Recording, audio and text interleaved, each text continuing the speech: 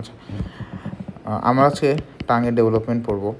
তো ইন্টারইউটেরাল লাইফের 4th উইকে আমরা যদি এমব্রায়োটাকে দেখি, তাহলে আমরা দেখতে পারবো এমব্রায়োটা কিছুটা এইরকম একটা লিচ টাইপ ফিগারে থাকে। এখন আমরা যেহেতু টাং পড়ব, আমরা এই এমব্রায়োর শুধু ক্রেনিয়াল পার্টটাতেই ফোকাস করব। ক্রেনিয়াল মানে হচ্ছে হেড, অথবা অনেক বইতে এটাকে সেফালিকও বলা আছে। যেহেতু আমরা টাঙের ডেভেলপমেন্ট আজকে জানতে চাচ্ছি, সো আমরা এই অংশটাই খালি আজকে দেখব। তো এই ক্রেনিয়াল এন্ডে এটা হচ্ছে আমাদের একটোডার্মাল একটা ডিপ্রেশন থাকে।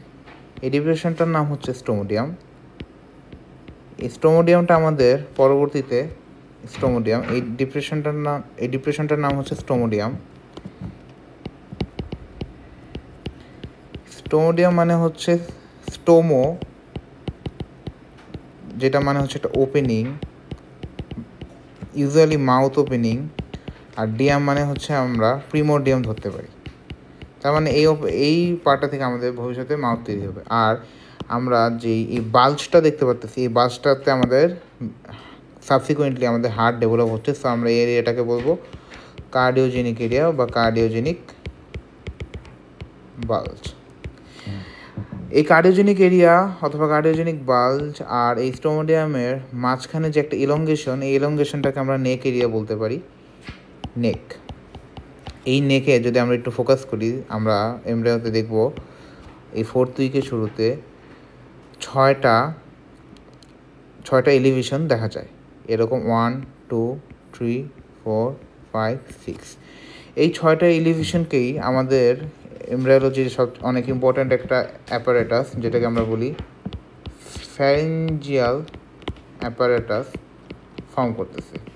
আমরা যদি আরেকভাবে দেখি, এই ফ্যারিঞ্জিয়াল অ্যাপারেটাসটা আমাদের একটা মাছের গিলস বা মাছের যে রেসপিরেটরি অর্গানটা আছে, গিলসের মতো দেখা যায়।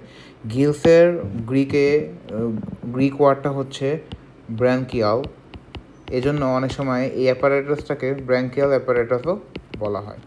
আমরা ব্র্যাঙ্কিয়াল অ্যাপারেটাস বা এই ফ্যারিঞ্জিয়াল অ্যাপারেটাসটাকে এই সেকশন বরাবর কাট করে এখান থেকে আমরা একটু যদি উপর থেকে যদি আমরা দেখি, তখন আমরা আমাদের এই চিরচেনা ফিগার, যেটা আমরা হেডনেক এমব্রায়োলজিতে অনেকবার দেখি, সেই ফিগারটা দেখতে পারবো, যেটা হচ্ছে আমাদের ফ্যারিঞ্জিয়াল অ্যাপারেটাস।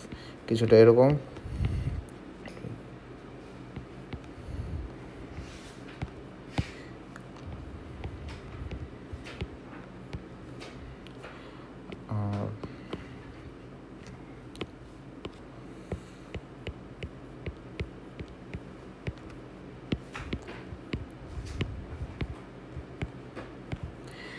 আমরা যদি এটা হচ্ছে আমাদের ফ্যারিঞ্জিয়াল অ্যাপারেটাস, আর এই যে উপরে এই ফ্যারিঞ্জিয়াল অ্যাপারেটাসটা জয়েন হচ্ছে বাকোফ্যারিঞ্জিয়াল মেমব্রেনের মাধ্যমে।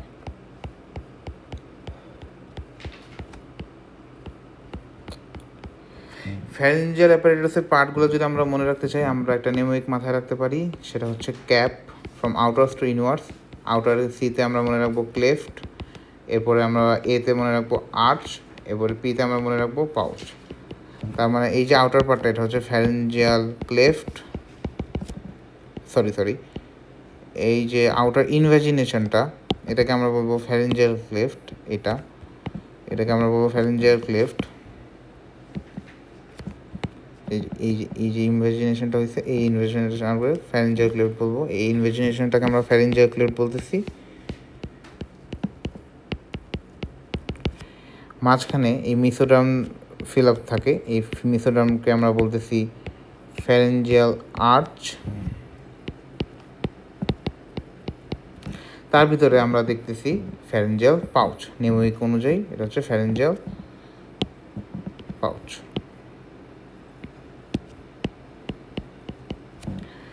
এখন এই ফ্রম আউটার টু ইনওয়ার্স আমাদের জার্ম লেয়ারের 3টা লেয়ার আছে, এটাও আমরা জানি। একটোডার্ম, এটা হচ্ছে একটোডার্ম। আর্চের জন্য আমরা ইউজ করবো মেসোডার্ম, বা আর্চটা হচ্ছে মেসোডার্ম দিয়ে ফর্ম, আর পাউচটা হচ্ছে এন্ডোডার্ম দিয়ে ফর্ম। এখন এই ফ্যারিঞ্জিয়াল আর্চগুলার ফ্যারিঞ্জিয়াল আর্চটাই আমাদের টাঙে ডেভেলপমেন্টের জন্য মেনলি ইম্পর্টেন্ট। তো আমাদের মনে রাখতে হবে এক একটা আর্চের কম্পোনেন্ট কি। প্রত্যেকটা আর্চের কম্পোনেন্টের মধ্যে পরে হচ্ছে একটা কার্টিলেজ। এই কার্টিলেজটা আসলে আমাদের টাঙের ডেভেলপমেন্টে লাগতেছে না, আমাদের মেন যে জিনিসটা লাগবে সেটা হচ্ছে নার্ভ। মানে প্রত্যেকটা আর্চের তাদের নিজস্ব নার্ভ সাপ্লাই আছে। নার্ভ সাপ্লাইটা দিবে আমাদের ক্রেনিয়াল নার্ভস। ক্রেনিয়াল নার্ভসের বেশি না, মাত্র 4টা নার্ভ আমাদের এখানে সাপ্লাই দিবে। Cranial nerve 5, cranial nerve 7, cranial nerve 9 and cranial nerve 10। আচ্ছা, এখানে একটা জিনিস পয়েন্ট মিস হয়েছে, সেটা হচ্ছে আমরা বলি যে 6টা আর্চ, বাট অ্যাকচুয়ালি 5 নম্বর আর্চটা আমাদের রুডিমেন্টারি হয়ে যায় বা অ্যাডাল্ট লাইফে থাকে না, বা এমব্রায়োতেই রুডিমেন্টারি হয়ে যায়। এজন্য আমরা পাউচ দেখতে পাচ্ছি 1, 2, 3, 4 অ্যান্ড 5। এই 1, 2, 3, 4 অ্যান্ড 5 এই আর্চগুলোও এই নার্ভ দ্বারাই ইনারভেটেড হবে। তো ক্রেনিয়াল নার্ভ নাম্বার 5 ইনারভেট করবে ফার্স্ট পাউচকে, 7 ইনারভেট করবে সেকেন্ডকে, থার্ডকে ইনারভেট করবে আমাদের 9 নাম্বার ক্রেনিয়াল নার্ভ, আর ফোর্থ আর ফিফথকে আমাদের ভেগাস নার্ভ ইনারভেট করবে। আর তার সাথেই আমাদের অবশ্যই ব্লাড ভেসেলস একটা আর্চে থাকে। তো এই এই এই কয়েকটা জিনিস হচ্ছে আমাদের কম্পোনেন্টস। এখন আমরা টাঙের ডেভেলপমেন্টটা শুরু করি। আচ্ছা, এটা হচ্ছে আমাদের সেই ফ্যারেঞ্জিয়াল অ্যাপারেটাস। এটা হচ্ছে আমাদের ফার্স্ট আর্চ, এটা সেকেন্ড, এটা থার্ড, এটা ফোর্থ, ফিফথ। যদিও আমরা 6টা আর্চের কথা বলি, বাট ফিফথ আর্চটা হিউম্যানে রুডিমেন্টারি, এই জন্য এই আর্চটা দেখা যায় না। এটা হচ্ছে আমরা যদি একটু ছবি দেখে ভিজুয়ালাইজ করতে চাই, এই যে আমাদের সেই ফার্স্ট আর্চ, এই যে সেকেন্ড, এই যে থার্ড, এই যে ফোর্থ, এই যে ফিফথ, অ্যান্ড এই যে এটা হচ্ছে আমাদের সিএপি ক্যাপের ফ্যারেঞ্জিয়াল পাউচ, এটা হচ্ছে ফ্যারেঞ্জিয়াল ক্লেফট, আর এই যে এটা হচ্ছে ফ্যারেঞ্জিয়াল আর্চ। এই আর্চগুলো ভিতরের দিকে ঢুকে ঢুকে হচ্ছে আমাদের ফ্যারেঞ্জিয়াল অ্যাপারেটাসটাকে কমপ্লিট করলো। আচ্ছা, তো এই আর্চগুলা একদম মিড লাইনে সবার প্রথমে আমাদের একটা সোয়েলিং আসে ফার্স্ট আর্চের। আমরা কয় নম্বর আর্চে দেখতেছি, এটা হচ্ছে আমাদের প্রথম আর্চ। আমরা প্রথম আর্চে দেখতে পারবো, এটা হচ্ছে ফার্স্ট আর্চ। আমরা প্রথম আর্চে দেখতে পারবো আমাদের মিড লাইন বরাবর একটা ছোট মানে সোয়েলিং আসছে। এই সোয়েলিংটার নাম হচ্ছে টিউবারকুলার ইম্পার। ঠিক আছে, এই সোয়েলিংটার নাম কি? সোয়েলিংটার নাম হচ্ছে টিউবারকুলার ইম্পার। এখন এইসব সোয়েলিংগুলোর আমাদের যদি একটা ওরিয়েন্টেশন জানতে হয়, আমাদের একটা ফোরামেন সম্পর্কে জানতে হবে, যে ফোরামেনটার নাম হচ্ছে এইখানে ফোরামেন সিকাম।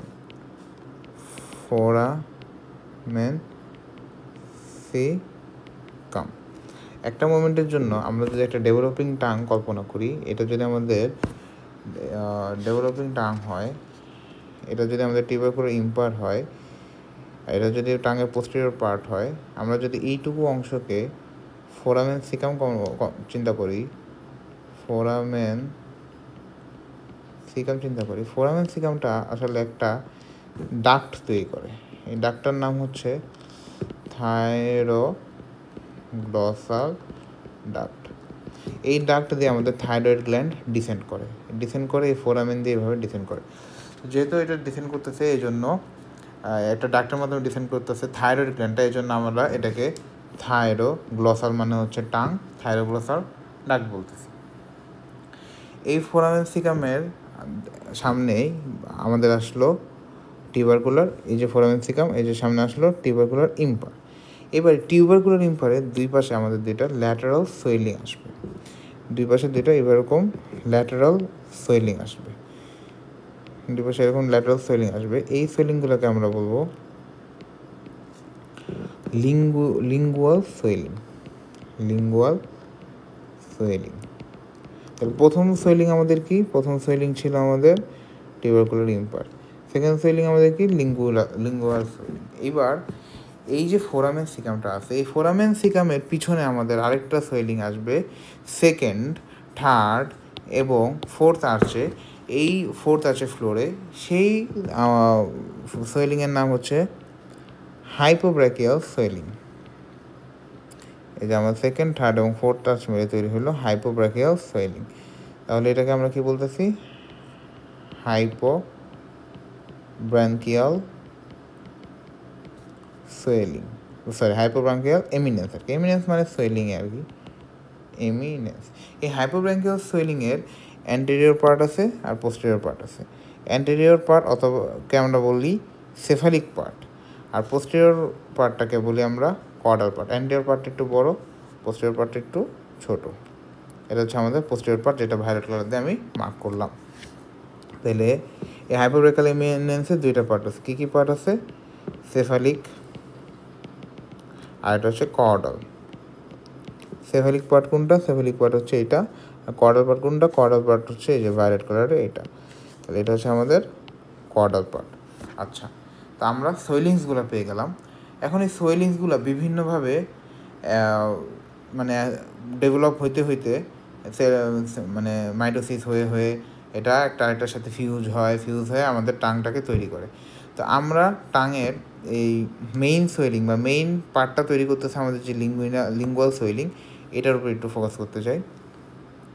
লিঙ্গুয়াল সোয়েলিংগুলা আমরা একটু বড় করে ফিগারটা দেখি, যে লিঙ্গুয়াল সোয়েলিংগুলা এভাবে বড় হইতে থাকে। বড় হয়ে তারা নিজেরা একটা মিড লাইনে ফিউজ হয়ে তারা পিছনের দিকে, এখানে যদি এভাবে ফিউজ হয়, এভাবে ফিউজ হয়, এই পাশেরটা এভাবে এসে ফিউজ হয়ে তারা টিউবারকুলার ইম্পারের উপরে এসে পড়ে। নিজেরা ফিউজ হয়ে টিউবারকুলার ইম্পারের উপরে এসে এই ফোরামেন সিকামটাকে কিছুটা পিছনের দিকে ঠেলতে পারে। তাহলে টিউবারকুলার ইম্পারের কি আমাদের এই টাঙের ডেভেলপমেন্টে কোনো রোল নাই? খুবই নগণ্য রোল। অ্যান্ড টিউবারকুলার ইম্পারের রোল একটাই, যে সে সবার প্রথম swelling, the first swelling is tubercular impar, যেটা দেখে বোঝা যায় যে টাঙের ডেভেলপমেন্টটা শুরু হয়েছে। তারপরে এই যে তার দুজন, এই যে দুইটা লিঙ্গুয়াল সোয়েলিং, এই যে দুইটা লিঙ্গুয়াল সোয়েলিং যে এভাবে মিড লাইনে ফিউজ করলো, এই মিড লাইনে ফিউজ করার কারণে এই মিড লাইনের এই জায়গাটাকে বলে মিডিয়ান সালকাস। এই জায়গাটাকে বলে মিডিয়ান সালকাস। তাহলে আমরা এই জায়গাটাকে একটা মার্কিং দিয়ে দিই। এই জায়গাটা হচ্ছে আমাদের মিডিয়ান সালকাস। তারপরে তারা পোস্টেরিয়রে, এটা তো আমি সামনের দিকে বললাম, পোস্টেরিয়রে তারা এভাবে এসে এভাবে এবং এভাবে এসে এভাবে ভি শেপে তারা আবার ফিউজ হয়ে টাঙের অ্যান্টেরিয়র 2/3 ফর্মেশন করে।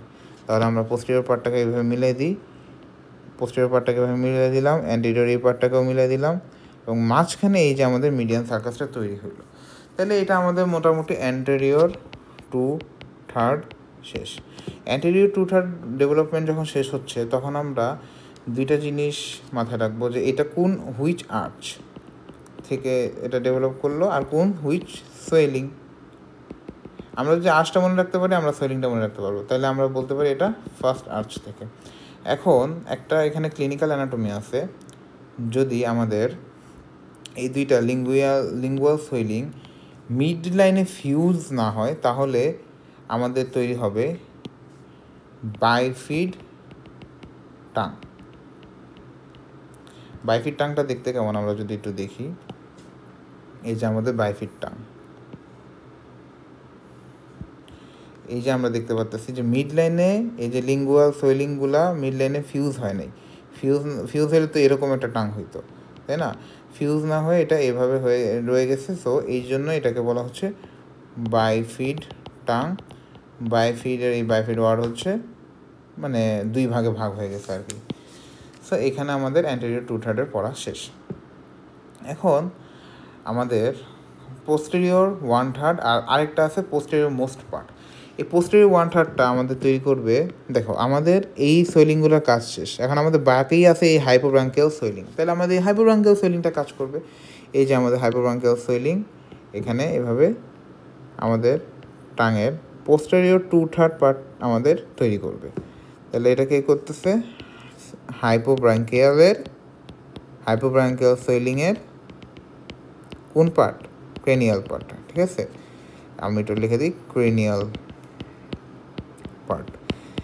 এখন এই হাইপোব্রাঙ্কিয়াল সোয়েলিংয়ের ক্রেনিয়াল পার্টটা তো আমাদের টাঙের পোস্টেরিয়র 1/3 ফর্ম করলো। তাহলে আরেকটু জিনিস বাকি থাকলো না, সেটা হচ্ছে caudal part of the hypobranchial eminence.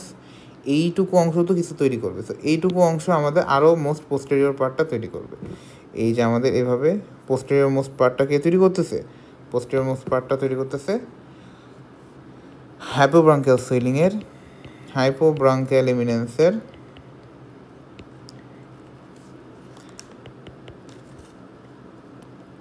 Caudal part.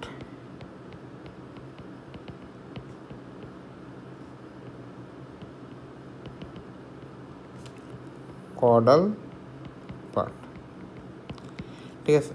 এখন আমাদের একটা মনে হতে পারে যে আমাদের মনে হয় আচ্ছা আরেকটা কথা আমি বলে দিই যে হাইপোব্রাঙ্কিয়াল এমিনেন্স থেকে যে আমাদের পোস্টেরিয়র পার্টটা তৈরি হলো, এই পার্টের আরেকটা নাম হচ্ছে আমাদের pharyngeal part of the tongue. Pharyngeal পার্টের ওরোফ্যারিংসের অ্যান্টেরিয়র বর্ডারটা এই হাইপোব্রাঙ্কিয়াল এমিনেন্সের কডাল পার্ট দিয়ে তৈরি হলো। তো মোটামুটি আমাদের টাঙের অ্যান্টেরিয়র টু থার্ড শেষ, টাঙের ডেভেলপমেন্টটা শেষ। এখন আমরা একটু নার্ভ সাপ্লাইতে যাবো। নার্ভ সাপ্লাইতে যাওয়ার আগে আমরা একটু ল্যাটারালি এটা ডেভেলপমেন্ট একটু দেখতে চাই যে ল্যাটারালি এটা ডেভেলপমেন্টটা কীভাবে হয়।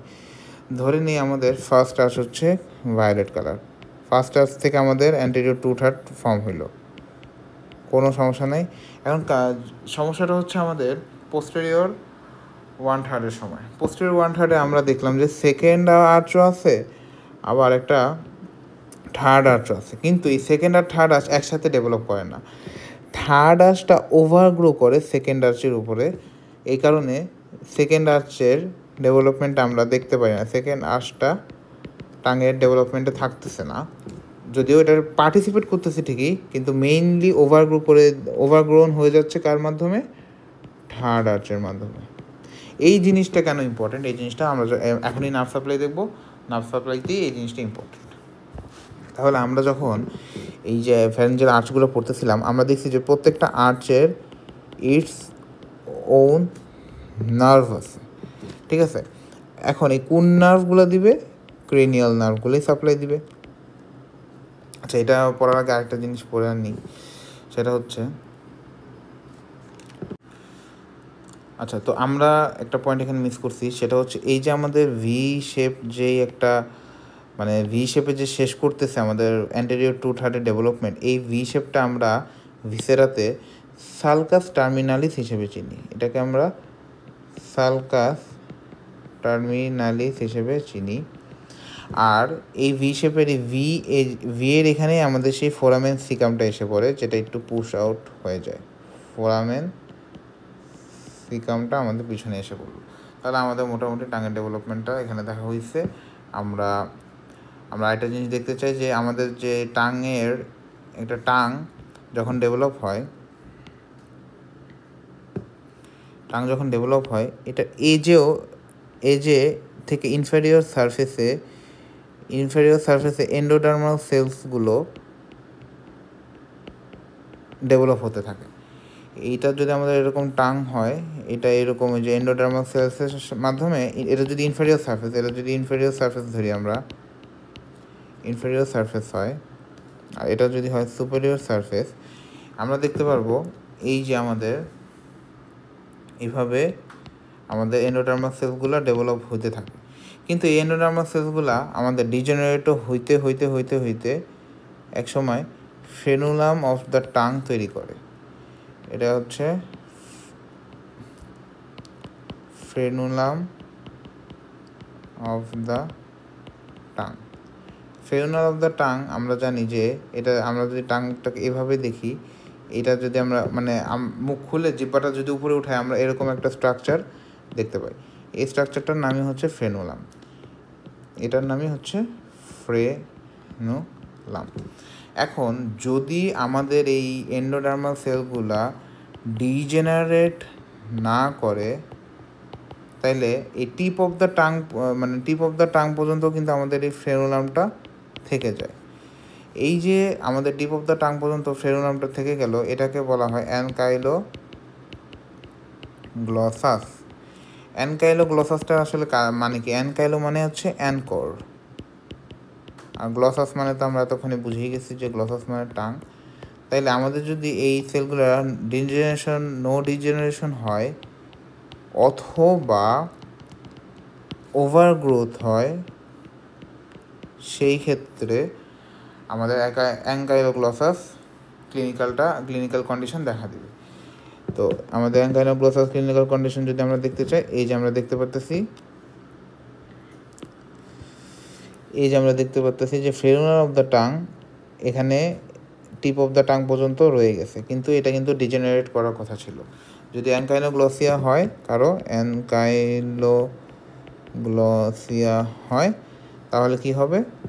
অ্যানকাইনোগ্লোসিয়া হলে স্পিচে সমস্যা হবে, স্পিচে প্রবলেম হবে। কারণ কি? যেহেতু তার টাঙের টিপ পর্যন্ত হয়, কারণ টিপ অফ দ্য টাংও তো এখন অ্যাঙ্কর্ড, তাই না? Tip of the tongue anchored হয়ে গেছে।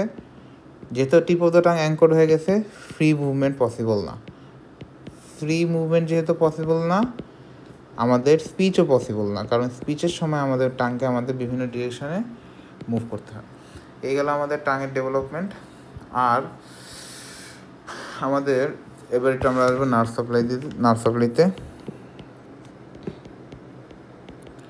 তো আমরা জানি যে ফ্যারেঞ্জিয়াল আর্চগুলো সবার নিজস্ব নার্ভ সাপ্লাই আছে। তো ফার্স্ট আর্চের নার্ভ সাপ্লাই কে দিবে? ফার্স্ট আর্চের নার্ভ সাপ্লাই দিবে হচ্ছে mandibular branch of trigeminal nerve, অথবা আমরা যদি সহজ করে মনে রাখতে চাই 5, 7, 9, 10 এগুলো হচ্ছে আমাদের ফ্যারেঞ্জিয়াল আর্চের নার্ভ সাপ্লাই। সেকেন্ড আর্চে দিবে আমাদের ফেশিয়াল নার্ভ, কিন্তু সেকেন্ড আর্চের ডেভেলপমেন্ট আমরা দেখছি যে টাঙে নাই, সো আমরা এটাকে কাউন্ট করতেছি না। থার্ড আর্চের নার্ভ হচ্ছে আমাদের গ্লসোফ্যারিঞ্জিয়াল নার্ভ, এবং ফোর্থ আর্চের নার্ভ হচ্ছে আমাদের ভেগাস নার্ভ। এখন ফার্স্ট আর্চ থেকে আমাদের কি অ্যান্টেরিয়র 2/3 ফর্ম হচ্ছে না? অ্যান্টেরিয়র 2/3, তাহলে এই ফার্স্ট আর্চের নার্ভ সাপ্লাই কে দিবে? এই mandibular branch of trigeminal nerve. এখানে একটা কথা আছে, এখানে হচ্ছে ম্যান্ডিবুলার ব্রাঞ্চের সাথে কর্ডা টিম্পেনি নামে একটা নার্ভ এসে পড়ে, যেটা হচ্ছে ফেশিয়াল নার্ভের একটা ব্রাঞ্চ। এখন এটা কিভাবে আসে আমরা যদি একটু দেখি, আমরা যখন ফ্যারেঞ্জিয়াল আর্চেস পড়তেছিলাম, লেটস সে এটা হচ্ছে আমাদের একটা ফ্যারেঞ্জিয়াল আর্চ, এটা একটা ফ্যারেঞ্জিয়াল আর্চ, তারপরে এটা আরেকটা ফ্যারেঞ্জিয়াল আর্চ, এটা ধরো আরেকটা ফ্যারেঞ্জিয়াল আর্চ, এটা হচ্ছে ফার্স্ট, এটা হচ্ছে সেকেন্ড, এটা হচ্ছে থার্ড। এখন আমাদের নার্ভগুলো কীভাবে আসে? নার্ভগুলো আসে হচ্ছে আমাদের এই যে এখানে একটা গ্রুভ, এই গ্রুভের মধ্যে আমাদের নার্ভগুলা হচ্ছে যায়। এই নার্ভগুলো যখন যায় তখন হচ্ছে এই নার্ভটা আমাদের উপরের আর্চকে সাপ্লাই দিবে এবং নিচে আর্চকে সাপ্লাই দিবে। তো এটাকে আমি বলতে চাই গ্রুভ। এটাকে যদি আমি গ্রুভ বলি, একটা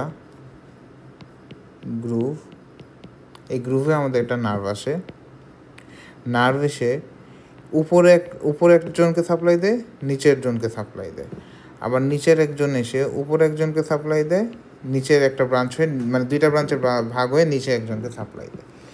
এখন আমাদের এই গ্রুভের আরেকটা ওয়ার্ড হচ্ছে ট্রিম্যাটিক। তাহলে যেটা গ্রুভে ঢুকে উপরেরটাকে সাপ্লাই দিতেছে সেটাকে আমরা বলবো প্রিট্রিম্যাটিক, আর নিচে যেটা সাপ্লাই দিতেছে সেটাকে আমরা বলবো পোস্টট্রিম্যাটিক। এখন এই যে কর্ডা টিম্পেনি নার্ভটা একটা ট্রিমেটিক নার্ভ। এটা কিভাবে প্রিট্রিমেটিক হয়? এটা হচ্ছে ফিফথ ক্রেনিয়াল নার্ভের একটা ব্রাঞ্চ। ফিফথ ক্রেনিয়াল নার্ভটা এই ফার্স্ট আর সেকেন্ড আর্চের মাঝখানে গ্রুভে এভাবে আসে, গ্রুভ বা ফ্যারেঞ্জিয়াল ক্লেফটের মাঝখানে আসে, ক্লেফটের মাঝখানে এসে উপরের আর্চে যাচ্ছে এবং নিচের আর্চে যাচ্ছে। নিচের আর্চটা হচ্ছে পোস্টট্রিমেটিক হচ্ছে আমাদের ফেশিয়াল নার্ভ, আর উপরেরটা হচ্ছে প্রিট্রিমেটিকটা হচ্ছে কর্ডা টিম্পেনি। কিন্তু আমাদের সেকেন্ড আর থার্ড আর্চের মাঝখানে যে ক্লেফটটা আছে এইখানেও তো একটা নার্ভ আসে। এখানকার নার্ভটা হচ্ছে আমাদের গ্লসোফ্যারিঞ্জিয়াল নার্ভ। এই গ্লসোফ্যারিঞ্জিয়াল নার্ভ একটা প্রিট্রিমেটিক ব্রাঞ্চ আমাদের সেকেন্ড আর্চে যাচ্ছে, আর পোস্টট্রিমেটিক ব্রাঞ্চ আমাদের থার্ড আর্চে যাচ্ছে। তাহলে আমরা কিন্তু এই প্রিট্রিমেটিক ব্রাঞ্চটা সবসময় রুডিমেন্টারি হয়ে যায়, এক্সেপ্ট দ্য ফার্স্ট আর্চ। এই ফার্স্ট আর্চে এসে এটা যে প্রিট্রিমেটিক ব্রাঞ্চটা হলো এটা পারজিস্ট করে, পোস্টট্রিমেটিক ব্রাঞ্চটা অবশ্যই পারজিস্ট করে। আমাদের ফ্যারেঞ্জিয়াল আর্চে যতগুলো নার্ভ সাপ্লাই হয় সবগুলোতেই পোস্টট্রিমেটিক নার্ভ সাপ্লাই দেয়, কিন্তু এক্সেপ্ট ফার্স্টে আমাদের প্রিট্রিমেটিক নার্ভও সাপ্লাই দেয়, along with the maxillary nerve, যেটাও along with the mandibular nerve, যেটা আমাদের ফার্স্ট আর্চকে ডিরেক্টলি সাপ্লাই দিচ্ছে। সো এইখানে প্রিটিমেটিক নার্ভের কনসেপ্টটা আমরা পাচ্ছি। এই জন্যই বলা হয় যে কর্ডা টিম্পানি হচ্ছে একটা প্রিটিমেটিক নার্ভ। তাহলে আমাদের ফার্স্ট আছে এই ম্যান্ডিবুলার নার্ভের সাথে এই কর্ডা টিম্পানিও সাপ্লাই দিচ্ছে, যেটা হচ্ছে একটা প্রিটিমেটিক নার্ভ। এটা গেলো অ্যান্টেরিয়র 2/3। তাইলে পোস্টেরিয়র 1/3টা আমাদের তৈরি করতেছে থার্ড আর্চ। সেকেন্ড আর্চও তৈরি করতে নিছিল, কিন্তু কি ওভারগ্রো হয়ে গেছিলো। তাহলে আমাদের পোস্টেরিয়র 1/3ও আমাদের সাপ্লাই পাবে কে? এই glossopharyngeal nerve along with vallate papilla. আর আমাদের ফোর্থ আর্চ থেকে আসে posterior most part of the tongue আছে আমাদের ফোর্থ আর্চ থেকে, এবং এই ফোর্থ আর্চের নার্ভ সাপ্লাই হচ্ছে ভেগাস নার্ভ। আরেকটু স্পেসিফিকলি বললে সুপেরিয়র ল্যারিঞ্জিয়াল নার্ভ। এটা গেল আমাদের টাঙের সেন্সরি আর হচ্ছে সেন্সরি নার্ভ সাপ্লাই। এখন আমরা যদি মোটর নার্ভ সাপ্লাই নিয়ে যে কথা বলি, মোটর নার্ভ সাপ্লাইটা দিবে হচ্ছে টাঙের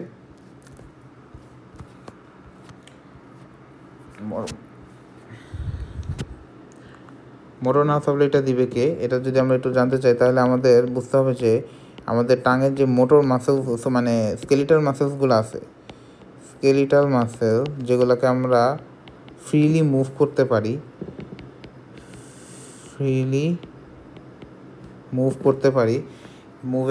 ফ্রিলি মুভেবল মাসেলগুলো কোথা থেকে আসে? এদের সোর্সটা কি? এদের সোর্সটা হচ্ছে আমাদের অক্সিপিটাল মায়োটম। আর মায়োটম কি? মায়োটম আমরা ডার্মাটোম সম্পর্কে আমাদের হালকা পাতলা আইডিয়া আছে, আমাদের স্ক্লেরোটম সম্পর্কে আইডিয়া আছে। ডার্মাটোমটা আমাদের সবচেয়ে বেশি পরিচিত একটা টার্ম। ডার্মাটোম মানে কি? ডার্মা মানে skin, segment of skin supplied by single nerve, তাই না?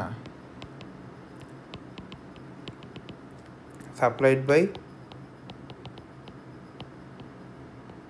Single nerve. তেমনিভাবে আমাদের মায়োটম হচ্ছে মাসেল ফাইবার যেটাকে সিঙ্গেল নার্ভ সাপ্লাই দিবে। তো অক্সিপিটাল মায়োটমের নার্ভের নাম হচ্ছে হাইপোগ্লসাল নার্ভ। এই মায়োটমগুলো আমাদের ফিটাসে, এটা যদি আমরা ফিটাস চিন্তা করি, এই অক্সিপিটাল রিজন থেকে এইভাবে স্যাক্রাল রিজন পর্যন্ত আমাদের মায়োটমস আছে, মায়োটমসগুলো আলটিমেটলি আমাদের স্কেলিটাল মাসেলই ডেভেলপ করে। মানে স্কেলিটাল মাসেলের মধ্যে আমাদের স্কেলিটাল মাসেল অথবা ভলেন্টারি মাসেলের মধ্যে আমাদের আছে হচ্ছে যে মাসেলস অফ দ্য টাং, তারপরে আছে মাসেল অফ ব্যাক, তারপরে মাসেলস অফ লিম্ব এটসেট্রা। তো এক একটা মায়োটম আমাদের বডির এক এক জায়গায় মাইগ্রেশন করে হচ্ছে রেসপেক্টিভ মাসেলগুলো তৈরি করে। তেমনিভাবে যে অক্সিপিটাল মায়োটমগুলো আছে, অক্সিপিটাল মায়োটমগুলো আমাদের মাসেল অফ দ্য টাংয়ে, আমাদের হেড নেক রিজনে মাইগ্রেট করে muscle of the tongue, skeletal muscles of the tongue form করে, যেগুলো আমরা ভলেন্টারিলি মুভ করতে পারি। তাহলে আমাদের টাঙের যে স্কেলিটাল মাসেলের নার্ভ সাপ্লাই বা মোটর নার্ভ সাপ্লাই সেটা আমাদেরকে দিচ্ছে হাইপোগ্লসাল নার্ভ, কারণ অক্সিপিটাল মায়োটমের নার্ভ হচ্ছে হাইপোগ্লসাল নার্ভ।